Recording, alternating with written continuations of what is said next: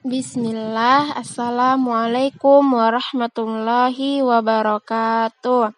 Alhamdulillah alladzi bi ni'matihi tatimmus shalihat. Apa kabar anak-anak ustazah? Semoga Allah senantiasa memberi kita nikmat kesehatan. Amin. Nah, anak-anak ustazah, pekan kemarin ustazah sudah bercerita tentang Nabi Hud alaihi salam. Sekarang ustazah akan mengulang cerita itu kembali, nak. Dengarkan baik-baik ya, nak. Nabi Hud alaihi salam tinggal di negeri Yaman, di sebuah tempat yang bernama Al-Ahqaf, bukit-bukit berpasir. Di sana tinggal kaum Ad pertama yang nasabnya sampai kepada Nabi Nuh alaihi salam. Mereka juga memiliki peradaban yang tinggi. Mereka unggul dalam bidang pertanian dan mereka memiliki harta dan binatang ternak yang banyak. Allah Subhanahu wa Ta'ala juga mengaruniakan kepada mereka bentuk fisik yang berbeda-beda. Mereka tinggi dan kuat. Apabila mereka berperang atau menyerang suatu kaum, maka mereka dapat memenangkan peperangan itu, dan serangan mereka begitu mengerikan. Tapi mereka tidak pernah bersyukur, nak. Mereka tidak pernah bersyukur kepada Allah Subhanahu wa Ta'ala. Bahkan mereka menyekutukan Allah dengan sesuatu. Mereka menyembah patung-patung dan mereka adalah kaum yang pertama menyembah patung setelah banjir besar di zaman Nabi Nuh. Maka Allah Subhanahu wa Ta'ala mengutus Nabi Nuh alaihi salam kepada mereka untuk menunjukkan jalan yang lurus. Nabi Nuh mengajak mereka menyembah hanya kepada Allah Subhanahu wa Ta'ala.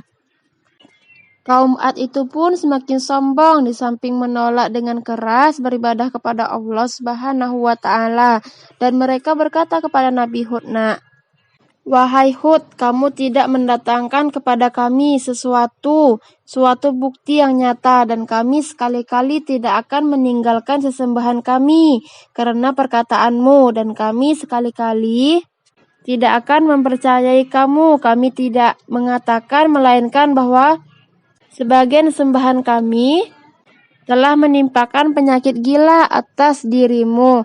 Hud menjawab, sesungguhnya aku bersaksi kepada Allah, dan saksikanlah olehmu sekalian bahwa sesungguhnya aku berlepas diri dari apa yang kamu persekutukan. Surat Hud ayat 53-54. Meskipun begitu, Nabi Hud tetap bersabar dan mengajak mereka untuk mengikuti kebenaran. Kaum Ad adalah manusia yang telah mati hatinya dan telah menjadi keras seperti batu, memegang teguh kesesatan dan menyimpangnya, dan tetap kokoh menyembah patung. Kaum Ad juga mengolok-ngolok Nabi Hud alaihi salam dan meminta kepadanya agar disegerakan azab, dan mereka pun berkata, maka datangkanlah azab yang kamu ancamkan kepada kami jika kamu termasuk orang-orang yang benar. Surat Al-A'raf ayat 70. Maka Allah Subhanahu wa Ta'ala mengirim kepada mereka hawa yang panas yang membuat sumur-sumur dan sungai-sungai menjadi kering, nak. Tanaman dan buah-buahan menjadi mati. Hujan pun berhenti turun dalam waktu yang cukup lama. Lantas kemudian datang awan yang besar, nak. Ketika mereka melihatnya, mereka bergembira dan mengira bahwa mereka akan diberikan curahan hujan. Mereka berkata, inilah awan yang akan menurunkan hujan kepada kami. Mereka mengira bahwa awan itu akan membawakan kebaikan untuk mereka.